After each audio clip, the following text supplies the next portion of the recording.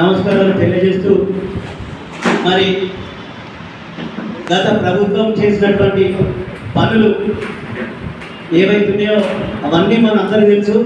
సబ్బండ వర్గాలకు కూడా సాయం అందించిన ప్రభుత్వం ఏదైతే ఉందో అది కేసీఆర్ గారు ఆధ్వర్యంలో మరి సబ్బండ వర్గాలకు న్యాయం జరిగిందని చెప్పేసి తెలియజేస్తూ మరి ఇప్పుడున్న ఈ ప్రభుత్వము కాంగ్రెస్ పార్టీ రేవంత్ రెడ్డి గారు మరి బీసీలను అందదొక్కే ప్రయత్నం చేస్తున్నారు.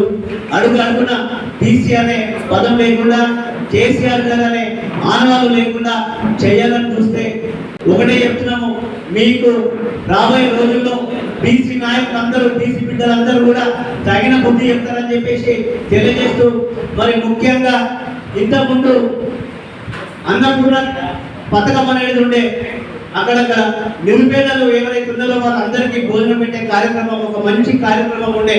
మరి అలాంటి కార్యక్రమాన్ని కూడా ఇవాళ ఎక్కడ అనుకున్న క్యాంటీనే లేదు.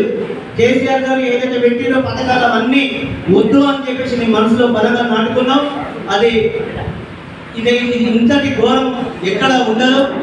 ఇంకొకటి ఏంటంటే మన నియోజకవర్గంలో అక్రమ అరెస్టులు మరి మా సంపద మా జయకృష్ణ కూడా ఎక్కడైతే గణం ఇస్తారో వారిని ఏ కార్యక్రమం వచ్చినా వారిని వెంటనే తీసుకెళ్లి పోలీస్ స్టేషన్లో నిర్బంధించి మరి వికృత కేసులు చేస్తున్నటువంటి మీకు మరి మేము అది చూస్తున్నాము, ప్రజలందరూ గమనిస్తున్నారు.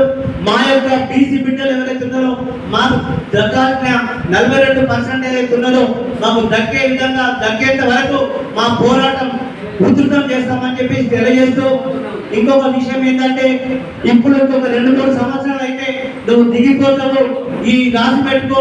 కేసీఆర్ గారి దయ వల్ల ఇవాళ నువ్వు ముఖ్యమంత్రి అయినా చెప్పేసి రాసి పెట్టుకో. ఇవాళ తెలంగాణ ఏర్పడకపోతే నువ్వు ఒక ఎమ్మెల్యే కాదు కదా, ఒక వార్డు మెంబర్ గారు కూడా గెలవకపోయావు రేవంత్ రెడ్డి గారు. అలాంటిది ఒక ముఖ్యమంత్రి అయినవంటే అది కేసీఆర్ చలనని చెప్పేసి గంటబద్ధంగా నేను చెప్తున్నా.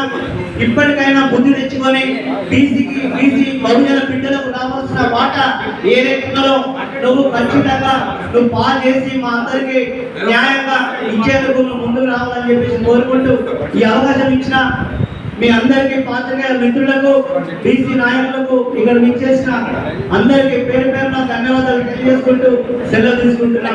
జై తెలంగాణ.